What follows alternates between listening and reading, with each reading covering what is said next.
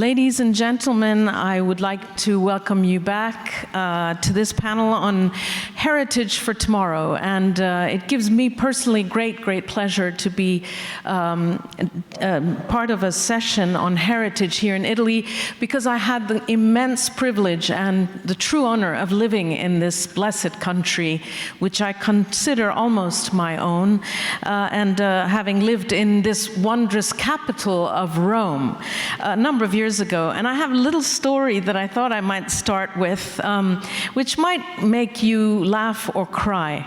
I think maybe both. As you all know, one of the sites of Rome that all visitors have on their bucket list are the Spanish Steps. This beautiful swerving staircase that I'm sure all of you have gone down or gone up. And it was completed in the early 18th century, and it consists of 135 steps made of travertine stone, beautiful travertine stone. One night in May 2022, a traveler to Italy who was sitting behind the wheel of a rented Maserati drove the Maserati halfway down the Spanish Steps. He got stuck, but then he backtracked. So he backtracked the Maserati back up the Spanish Steps. And this was not before breaking, of course, two of the three-century-old travertine steps and doing damage estimated at 50,000 euros. Thanks to CCTV, this rented car was tracked, and the man went and gave back the car Milan Malpensa Airport, and they said, "You're in trouble. We saw you on camera." So this man is now risking 2 to 5 years in prison. And, he's an engineer. The mass tourism, as we just explained in this anecdote, is doing a lot of voluntary or involuntary damage to lots of very important heritage sites across the world. And I think Italy has so many heritage sites that we are here in Italy. I thought we might remind you of those. I mean, Rome, Venice, and of course Florence, where we are now. The mayor of Florence, Mayor Nardella, was supposed to be with us in this panel. I think his name is still up there, but unfortunately he was retained and couldn't join us. So I think that having had a little exchange with him, Florence is talking about bringing in rules to prevent these historic city centers, like the one we are in now, from becoming the scene of what he calls hit-and-run tourism. Hit and run, like the guy did with the Maserati. Regulating short-term rentals is an important part, I think, of his program. He wants to also control what kind of businesses are active in these historic city centers, control the type and quality of business we're seeing around us in this very spot we're in. So meanwhile, tourism, of course, is back with a vengeance. International tourist arrivals, they were up 66% in 2022, and they're gonna rise another 30% this year. It's true that we had a pandemic, in case any of you forgot. And so the year 2021 and even 2020 were down to almost zero. But still, tourist receipts are bumping right back up, bouncing right back up, and we are globally, tourist receipts are more or less equal to the level of 2019. Can you imagine? We are almost back to the level of 2019 with world tourism, even after that pandemic, of $1.4 trillion tourist receipts.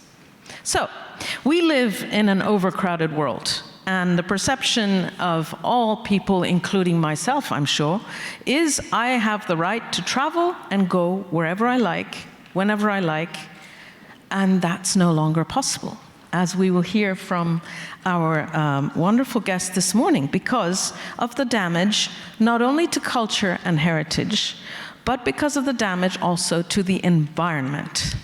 And this is something that tourism officials and government officials, such as we have on the panel today, and museum officials, are very mindful of. We don't want to go back to the way it was before. And so, Irina Bokova, I wanted to start with you, Irina, because not only you were obviously the Director General, the big boss of UNESCO. I mean, what a great job.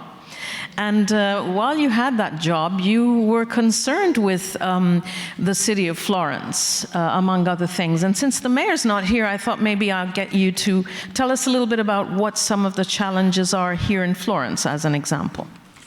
Thank you very much, Farah, and I'm really very privileged to be once again here in this wonderful city, to be in Italy, which has the biggest number of World Heritage Sites on the list, 58, competing with China, going up and down, but now it's the biggest. And also to talk about urban development, heritage, and tourism, because as you did mention right now, urbanization, we cannot stop. Urbanization is there to stay. Urbanization and cities are, I would say, one of the most amazing inventions in human history, right? And some of the links between culture and urban cities and community and public spaces actually were invented here in Italy, and I think even in Florence, Piazza, where this public space was here.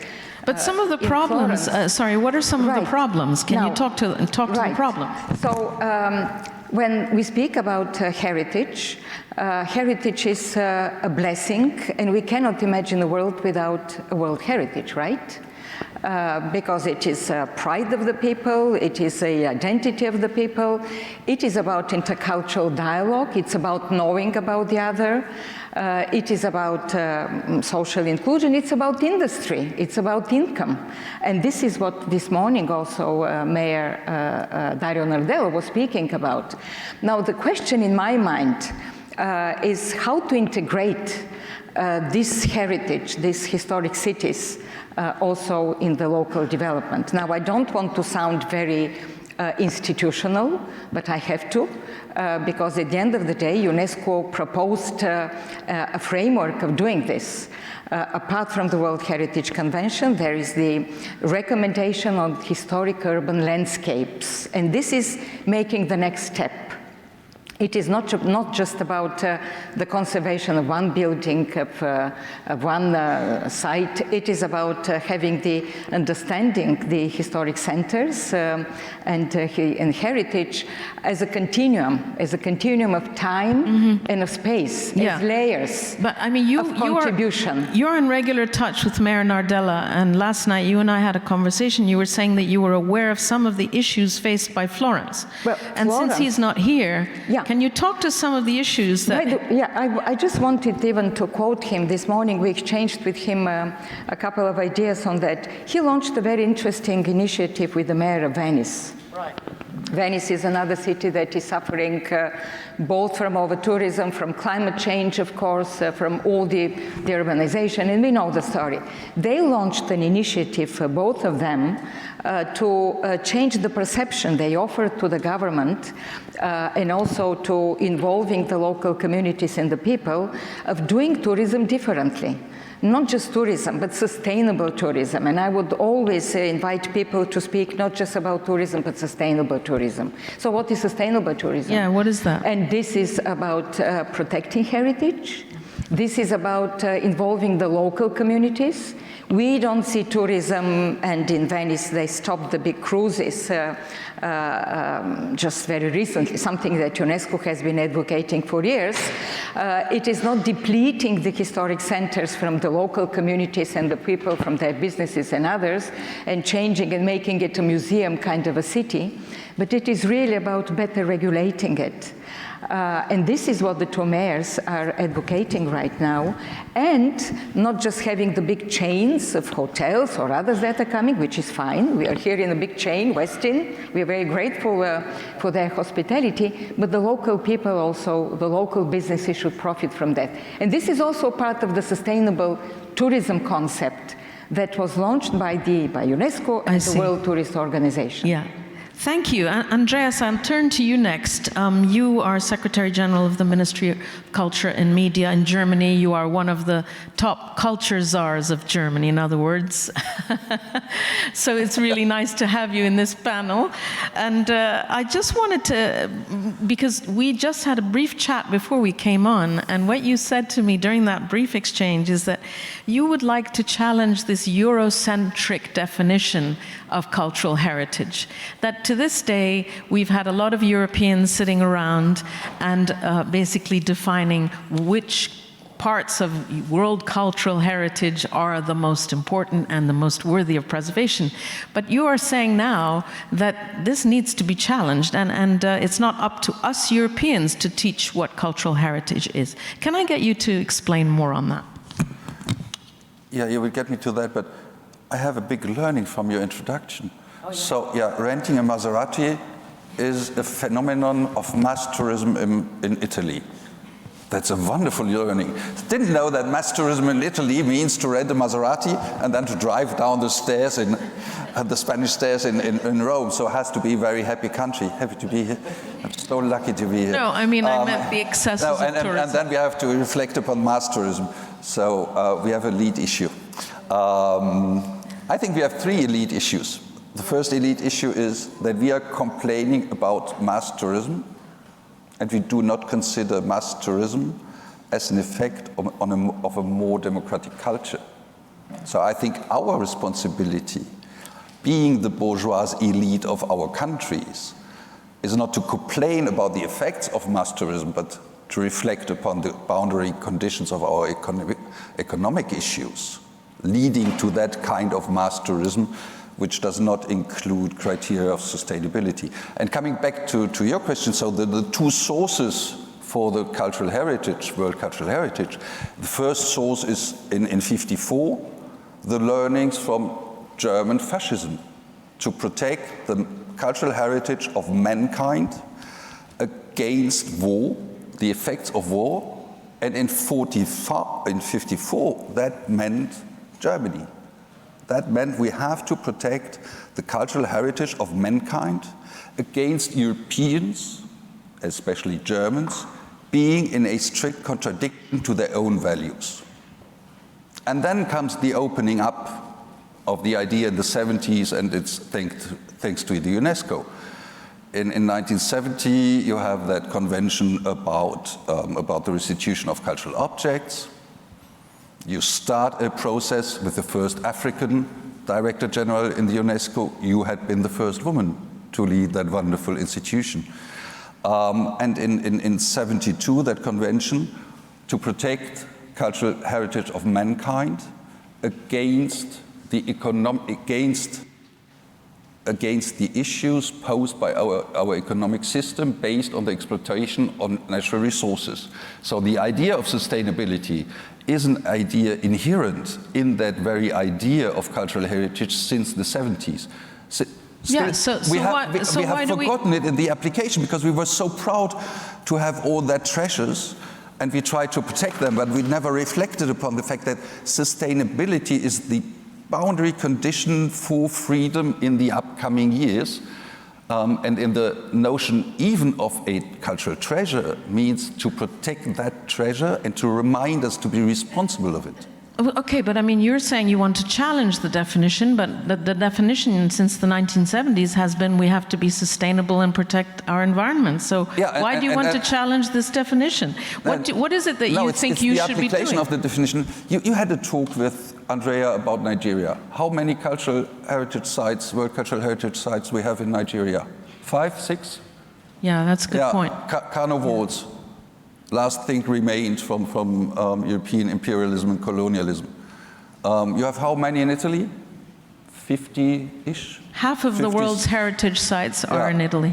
And you ask me why I want to challenge the notion? So there is a Eurocentric idea of what is mankind. If I may jump here. Yeah, absolutely. I'm sorry, maybe Sheikha Mayassa would like to contribute because she has been the chair of the World Heritage Committee in 2014, but just to jump in. There is an evolution, definitely, of this concept, and I totally agree. It started by a European concept, but now we see a lot of evolution also in the understanding. In the World Heritage Convention, there is not at all mentioning about sustainable development. Climate change, which is the biggest threat nowadays to it, and many of these things. So now it's really changing, and layers of it, intangible heritage.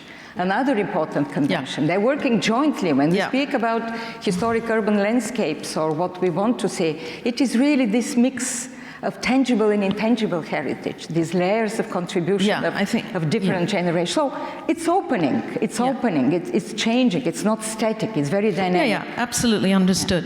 Sheikha Al-Mayassa, you are the chairperson, as we know, of Qatar Museums. Your country has built some outstanding new museums, which I've actually visited in the new millennium, including the Museum of Islamic Arts in Doha and the recently completed National Museum of Qatar, designed by Jean Nouvel, and the other museum by I.M. Pei. These are some of really the most beautiful architectural new pieces of new architecture in the world, and I'm not saying that because I'm sitting next to Sheikha Mayassa. They truly are really outstanding. And so you don't yet have, obviously, the same crowd control problems as we mentioned in our email exchange, but you said you like to put quality before quantity, and you also are looking at sustainability. Can you tell me a little bit how you are preserving the culture and heritage of Qatar, which is a part of the world which, as Andreas is saying, has maybe not been looked at closely enough by Eurocentric bureaucrats? So in Qatar, the National Museum, by the way, is celebrating 5 years, so it's not recently opened. It's a 5-year-old museum, and we just opened the Sports Museum in 2022, just in time for the World Cup. When it comes to Qatar, from the very beginning, our strategy when it came to culture and museums as a whole was to do with developing human development, locally, regionally, preserving our culture, Islamic culture, Arab culture, our Qatari identity. As you know, Qatar is a multinational community. We have people from all walks of life living in Qatar and coexisting. And we also emphasize developing our heritage sites. Qatar has over 9,000 archaeological sites, of which we've been working with international missions to help excavate and find things. Talking about Eurocentric, the Danish were the first to come in Qatar in the 1950s, and they took a lot of their findings with them. They returned them just in time for the National Museum because they realized they don't really need to have our artifacts. And so when it comes to like the example of the National Museum, which is a very modern architectural building of the Desert Rose of Qatar, the jewel of it is the palace of Sheikh Abdullah bin Jassim, the son of the founder of Qatar. And we preserved it as it is. We didn't want to put objects and use it as another gallery. We wanted people to celebrate our architecture and also to realize the size and scale, because how people lived in the past is quite interesting for us to study and understand. And the notion of people living with their families, which still exists today. We're very much a family community, and we want to preserve that as well as part of our lifestyle as we are building modern institutions and being part of a globalized world. So I have to also say we also care about the intangible heritage, which is the oral histories. For the National Museum, a lot of people, criticized us for the delay in the opening because it took us over a decade to build the concept, but we focused a lot on oral histories with multiple workshops on different themes and different ideas, incorporating that within our museography, as well as commissioning international filmmakers, working with the Doha Film Institute, and so forth. So yes, I'm very lucky that we don't have a crowd problem. I hope we never have a crowd control problem, but that's really been part of our national strategy from the beginning, that we're developing for our domestic population, our region, and obviously anything that is of any success will have the domino effect of tourism and so forth. Great. Can everyone hear me? Yeah. The environment is obviously something that all of us human beings, all of us in this room, everyone outside this room is concerned about. And rising temperatures are something that even I, living in London, I'm noticing. So, I mean, you know, the temperature is weird. It's not the way it used to be. And of course, this is a worry for all parts of the world. I'm from Iran. I imagine that, yes, I haven't been back there, but temperatures are rising there, and Qatar is across the water, really. And so, I mean, this business of rising temperatures and the environment, et cetera, and perhaps the prospect in the medium-term future of population displacement, et cetera, are these things that enter into your mind as you are planning the museums of the future of Qatar and as you look in the crystal ball at the future of Qatar? Definitely. I mean, Andreas mentioned the Maserati not being a LEED experience. All of our museum are LEED certified, and we also have made a commitment to do an exhibition annually on environmental topics. We just opened an exhibition by Oliver Eliasson, as well as, you know, installations in the north of Qatar by Oliver in a heritage village called Ain Hamad. And actually what's very interesting is that the person who's operating the village is a descendant from the tribe of Al-Naim tribe, who were living in the north. And so this was a perfect private-public partnership in preserving heritage, but also him and his family are there every day, every weekend, teaching families, whether they're Qatari or residents or tourists, on how people used to live in tents and how to falcon hunt, how to camel ride, how to milk sheep and cows. So it's not just the site itself, it's the whole ecosystem. I personally, you know, was doing beach cleanups to raise awareness with the community, with my children, with families, because I think the beauty of museums, they're neutral spaces. It's inclusive. You don't have to belong to any identity or belief or school or university to enter our museums. We have 4 to 5 schools a day coming through.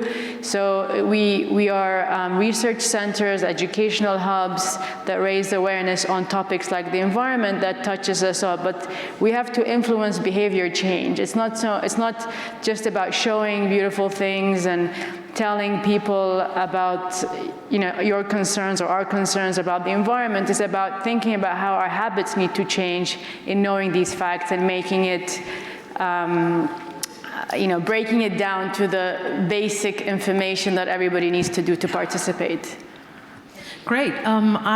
We have about 11 minutes left, and I have many more questions for my panel, but if there are any in the room on the subject of cultural heritage, what it means, how to protect it, we welcome your questions, so get them ready or raise your hand or... I mean, Andreas, what are your thoughts after hearing what Sheikha Mayassa was saying in terms of sustainability and looking into the future and how we can ensure that this planet is obviously survives, but also that these tourist sites survive or that these visitor sites are there for us to see them? When I started to cooperate first time with Qatar, it was thanks to a common friend close to the heart of the UK people here, Martin Roth, who had been the former director of the Victorian Orbit. And in 2015, together with the Victorian Orbit and together with Sheikha Mayassa, we have organized a conference called Culture and Crisis. And I skipped that conference, which is taking place actually in Tbilisi, in Georgia today, to come here to see Sheikha Mayassa again.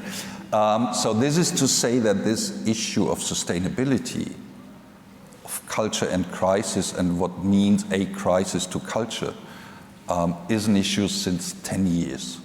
It has become of actuality with the Russian war against Ukraine, and this is also a war attacking cultural heritage. And second, with the issues of sustainability. So I'm here to recognize the pioneering role of what Sheikha Mayassa is doing in Qatar. I'm sure in your London flat you have an electricity consumption of how much? 40? I don't know. You even don't count. Yeah. Sorry? Yeah, you even don't count. Electricity comes. So in a normal flat, you have an electricity consumption of about 40 kilowatt hours per square meter. A European museum has roughly 100 kilowatt hours per square meters. An old European museum, about 400. So that gets you an idea of what Qatar is doing in pioneering to these issues with the Qatar museums. Because that museum, the museum consumption is roughly 10 times of a normal flat consumption. But not in Qatar, obviously. Not in Qatar. No, can I add to your question about the future and sustainability? When we came to build, we're building a museum of modern and contemporary art that will have a global vision and try to, address all these questions that we heard today. I was offered so many key locations to build this museum, but instead of going to like in the middle of the desert or like somewhere, create a whole experience of unique experience, let's say, we chose to take the flour mill, which is our only current bakery, and so we're waiting for them to exit the building so we can start working into the museum. But it was really strategic in terms of communicating to the rest of the world that you can recycle old buildings and turn them into functioning, beautiful places.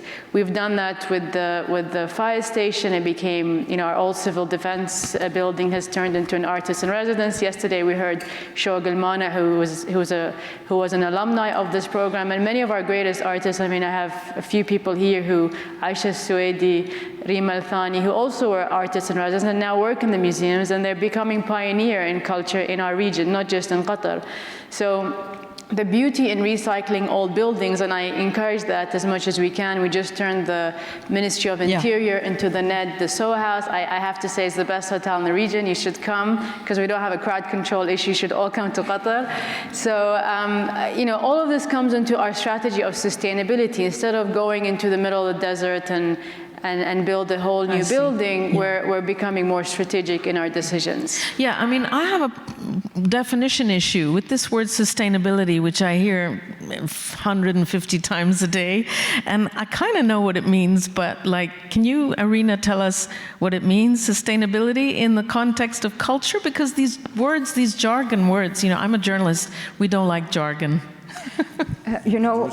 Just before that, very, very quickly, because Sheikha Mayassa said something very interesting in her previous and very important in my mind example. It's about the local people. She mentioned the tribes in a particular region where they contribute once again to solving some of the problems. And now we see that with the climate change, indigenous people, the role of the knowledge, indigenous knowledge, and cultural heritage takes more and more a very interesting part. For the first time in Sharm el-Sheikh, the COP27, this was recognized. Now we expect in United Arab Emirates the next to take even stronger into this, stronger place. It's important. Okay. Now sustainability. Yeah, what does that mean? The first, I would say, definition came in the 70s with the first report of the United Nations, the so-called Brundtland report. At that time, Gro Harlem Brundtland, Prime Minister of Norway, where the definition was not to compromise with our action now,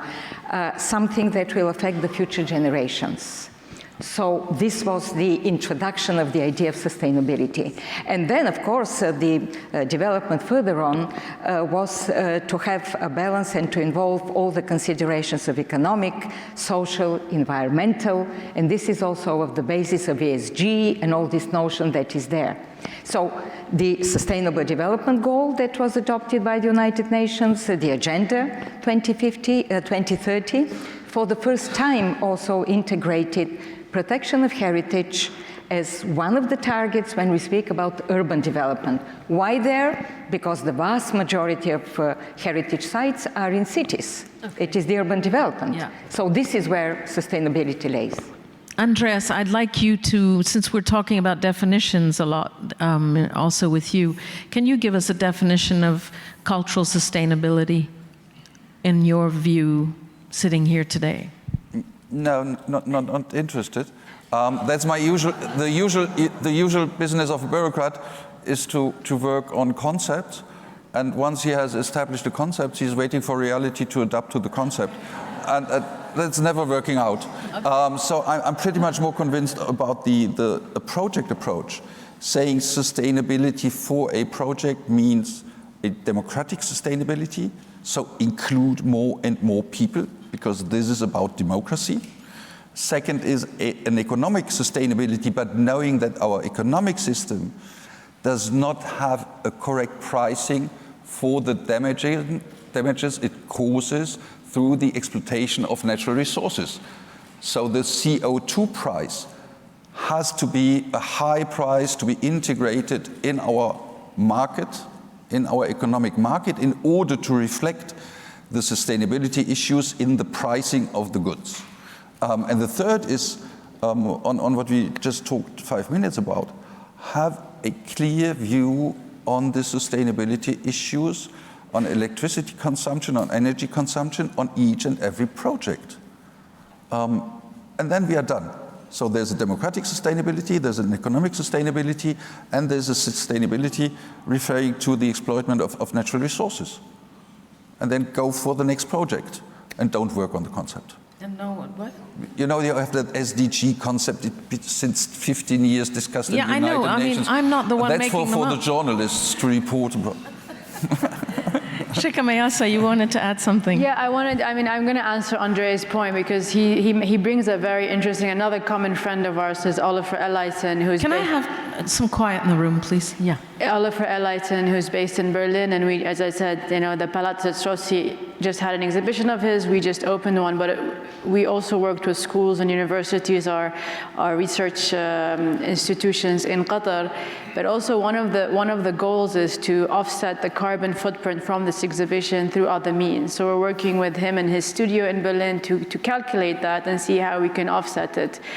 I mean, there's so much to say, and I know our time is almost up, but one of the most important things for us in the work that we do when it comes to culture, heritage, and preservation, whether it's in Qatar or the region, is the curriculum development in schools. So right now in the north of Qatar, we have many archaeological sites and schools that are there with not very much to do in the areas, because it's not as developed as the Doha, the capital. So we're working with the schools to develop the curriculum specifically in these areas where students can come and work on our sites, learn about archaeology, encourage them to become archaeologists and so forth. In Sudan, we had a big exhibition, a big project with 45 missions, international missions, many of which were European, where we were working on the Nubian civilization, which predates the pyramids in Egypt, and it was a very important project. And I hope that with the current situation in Sudan, it becomes impossible to pursue such projects. And this is where I think the role of the UNESCO becomes critical in terms of how do you preserve heritage sites in times of conflict. Mm-hmm. We have a question from a lady here in the third row, if we get a microphone. Because we only have about a minute left. So if you could be quick with your question, and we try to be quick with the answer. I'm Cristina Loglio from Europa Nostra. And I'd like to support what Jörg said, because we work very strictly with the European Union. Okay, do you have a question, madam? Yes. We only have 30 seconds left. Okay.